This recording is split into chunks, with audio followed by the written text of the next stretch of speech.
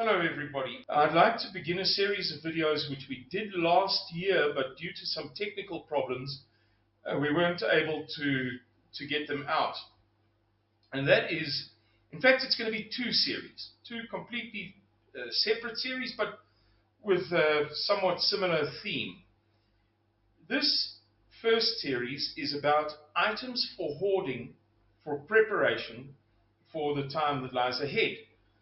Now, I must make clear in this first video that we are not dictating how people should prepare. We're not even saying that this is the right way. What we're doing is responding to the many queries that we get from people asking about, I don't know where to begin, or gee, I don't have any money to this and that, which is understandable, completely understandable. But presumably people address this matter with us because they want some help or guidance. And hopefully this will be helpful and will provide some guidance, at least in stimulating people's thinking. It may not be everything that we suggest in this series, may not be ideal for you, or you may be way ahead of the average person. And this is really just an average video for average people.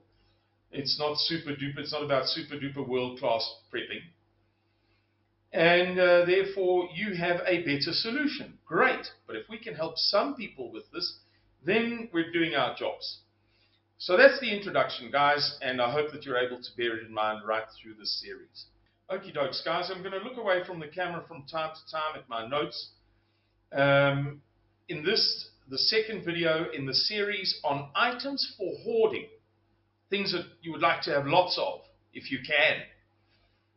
I don't have, I want to say half of this stuff, but certainly not in any meaningful volume or number. But I would like to, and it would be very beneficial for me. So we're going to begin with item number one, diesel. Diesel is the most important thing that you can have in your preparations. Now, in some people's cases, petrol is more relevant. But why we've mentioned diesel, specifically diesel rather than fuel, is because it has a broader relevance, or it has a greater variety of applications. Firstly, it can be used for your motor car to get away in a time of crisis. You can have all of the water filters and mealie meal that you like, but if you don't have enough diesel to get away in a time of crisis, well, the rest is worth nothing. Diesel is also useful for generators, and all large generators. Once you start to get into serious generators, I was once upon a time in my life, for 2 years, a generator technician. They're all diesel. Diesel is also used in the majority, not all, but the majority of pumps. And pumping large volumes of water is going to be a necessity as part of our national emergency plan. Likewise, diesel is used for mills, the milling of food or the processing of food in motors that we may set up for mills.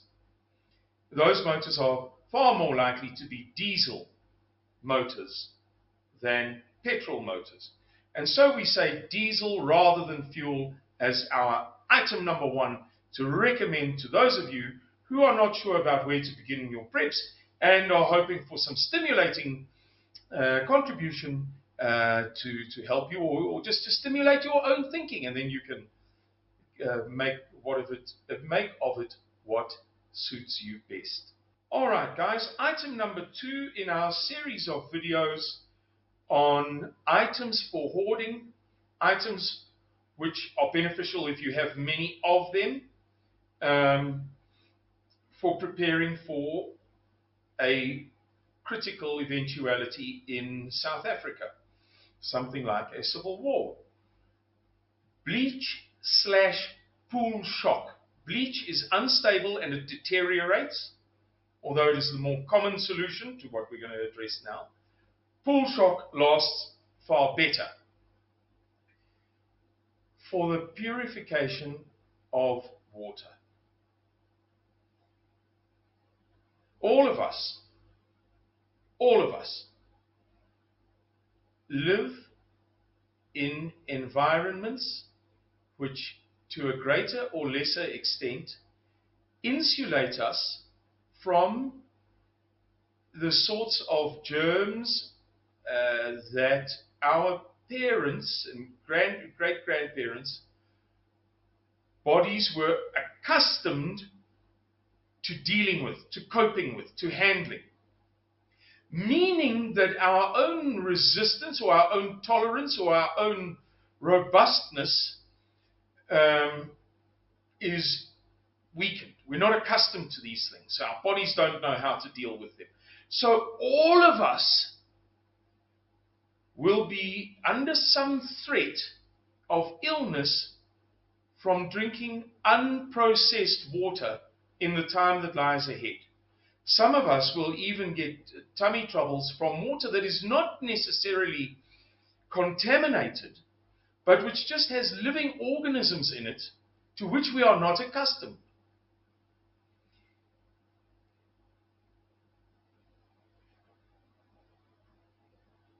Yeah, I think that's enough said. We don't have to embroider the subject too much. So we would say to you, the second most important thing that you can hoard on a large scale, if you're able to do so, whether it's half a kilogram or 5 kilograms or whatever you're able to manage, is water purification, bleach, pool shock. What is that stuff called? I want to say aqua salveo. Is that the one?